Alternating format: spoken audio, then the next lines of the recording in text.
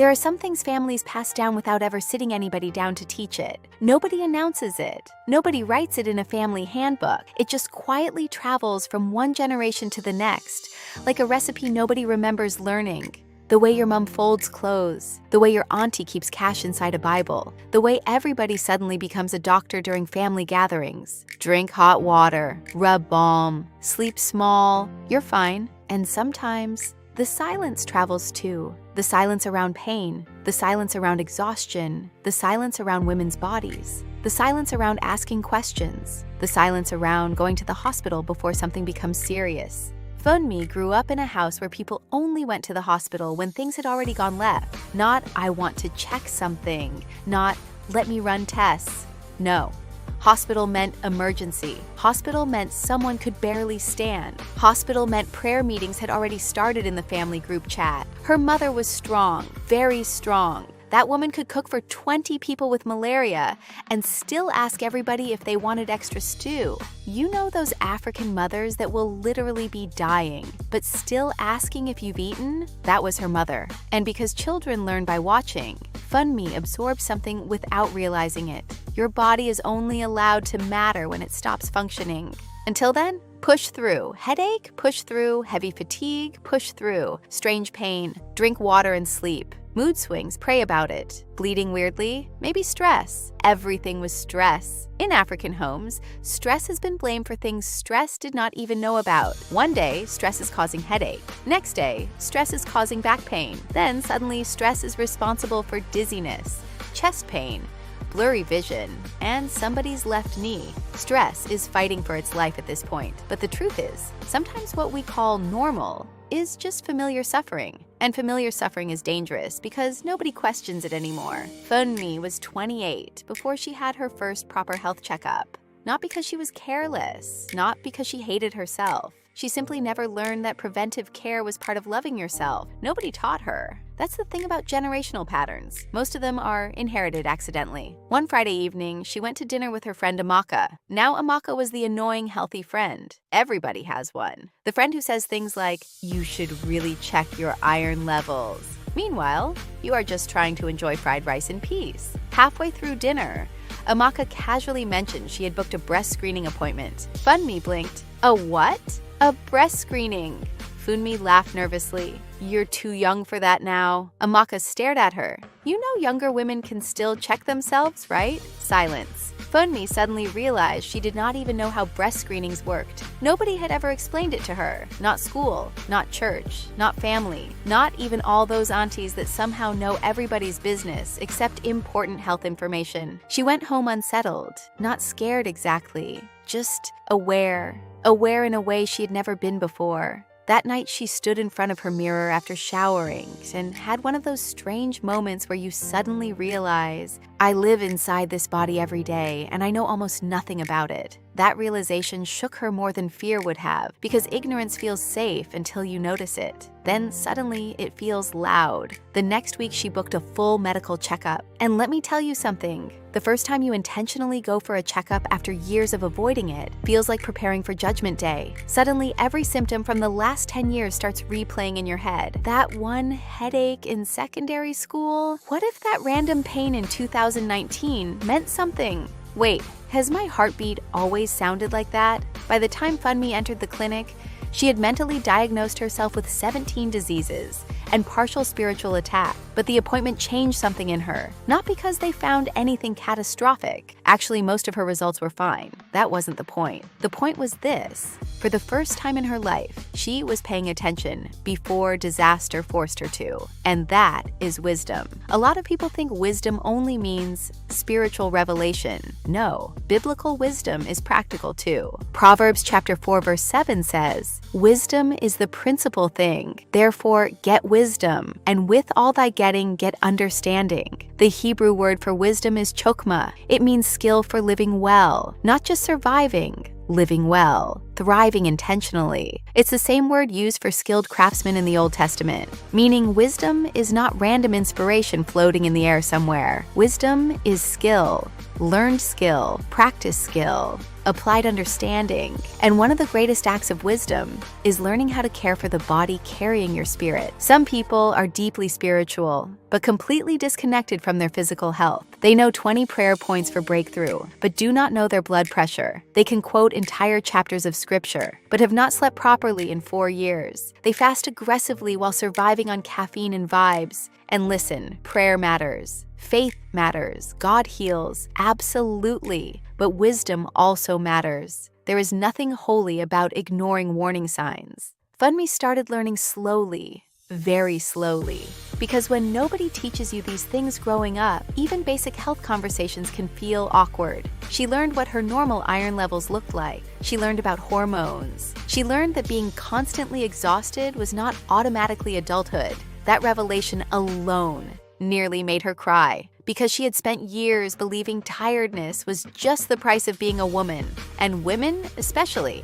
Women are trained to abandon themselves quietly. You see it everywhere. The mother feeding everybody else before herself. The woman postponing her appointment because school fees came first. The girl pushing through burnout because everybody depends on her. The woman normalizing pain because there's no time to collapse. There are women functioning every single day on empty. No rest, no checkups, no emotional support, no sleep, no softness, just survival. And survival can become such a habit that care starts feeling selfish. That's the dangerous part. Funmi began changing little things. Nothing dramatic. She started drinking more water. Actual water. Not juice counts as water. Real water. She started sleeping earlier. Sometimes. Okay, fine, occasionally. Growth is gradual. She started asking questions during appointments instead of nodding politely while understanding absolutely nothing. That's another thing people don't talk about. A lot of us grew up believing doctors were authority figures you shouldn't question. So people leave appointments confused because they're scared to ask. Meanwhile, your health is too important for fake composure. Ask the question, again if necessary. If the doctor says something you don't understand, stop them. Your body is not the place to act shy. One afternoon, Funmi called her mother. "Mummy, when was your last full checkup?" Silence. Then her mother laughed. "I'm fine now." That answer right there, classic African parent response. You ask a direct health question and somehow receive a testimony instead. "Mummy, I said, when was your checkup?"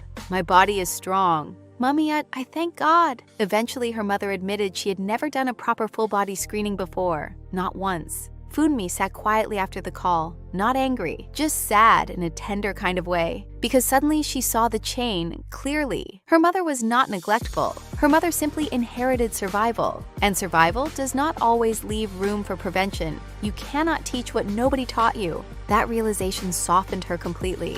Sometimes healing begins the moment blame leaves the room. A few months later, something happened that changed everything for Funmi's cousin, Sade. Now Sade was the "I don't like hospitals" type. You know those people. They speak about clinics like haunted houses. "If I go there now, they'll find something." Ma'am, that is literally the point. Anyway, Sade found a lump during a random shower. Tiny, very tiny. At first, she ignored it. Then she remembered Funmi constantly talking about paying attention to your body. So reluctantly, dramatically, with enough fear to qualify for an action movie soundtrack, she booked an appointment. Thankfully, it was benign, nothing dangerous. Caught early, managed quickly. But Sade cried afterward, not because she was sick, because she realized how close she had come to ignoring herself. That moment spread through the family like wildfire. Suddenly, aunties were discussing blood pressure. Cousins were sharing clinic recommendations. People were asking questions. The silence cracked. That's how generational patterns change most times. Not through one giant speech, through conversations.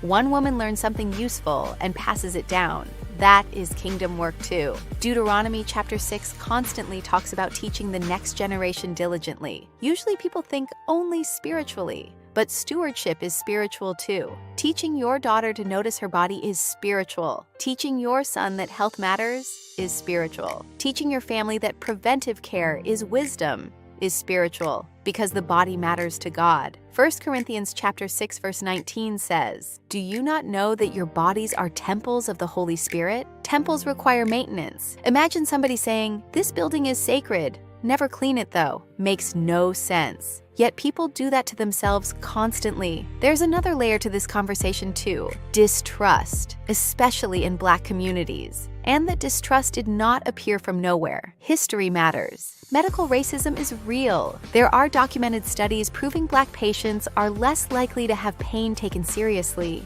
Black women especially are often dismissed medically. Research has shown delayed diagnoses happen more frequently because symptoms are minimized or ignored. So when older generations avoided healthcare systems, sometimes that avoidance was survival too. Understanding that changes the conversation. It stops becoming, why didn't they know better? And becomes, how do we build better now? That difference matters, because shame rarely produces transformation. Gentleness does. Funmi never mocked her mother, never spoke down to her, never acted superior. She simply started sharing what she learned. And slowly, the women around her started paying attention too. One day, her younger cousin called her in panic because she got blood test results she didn't understand. Funmi laughed softly. "Send it to me. Let's look at it together." That moment nearly made her emotional afterward. Because healing patterns sometimes look ordinary while they're happening. A conversation, a clinic recommendation, a reminder text, a shared experience. That's how culture changes,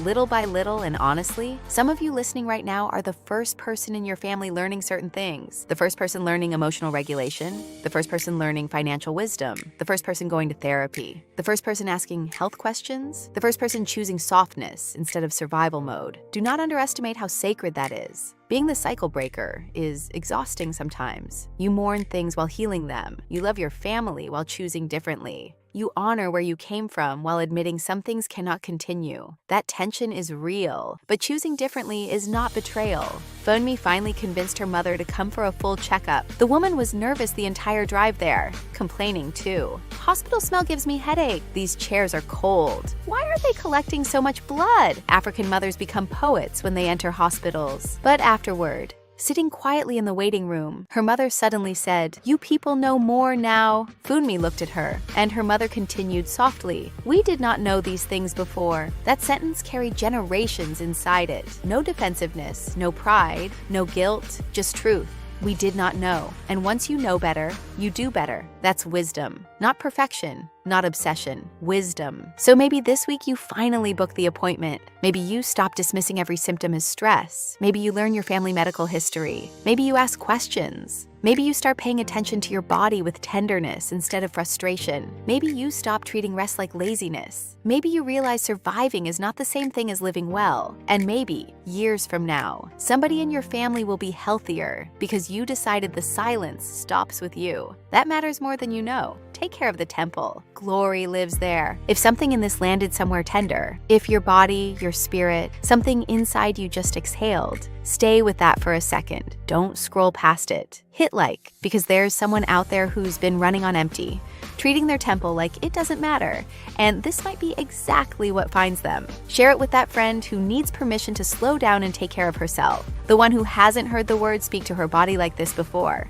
And subscribe to Bible Rebooted. We're not here to make you feel inspired for 5 minutes. We're here to give you the truth and show you how to live inside it. It's your girl, Sophia Stan, signing out. Subscribe and stream the music. Not by my strength, not by my hand. He conquered death so I could stand. This joy is mine, this peace is free. Because the one who conquered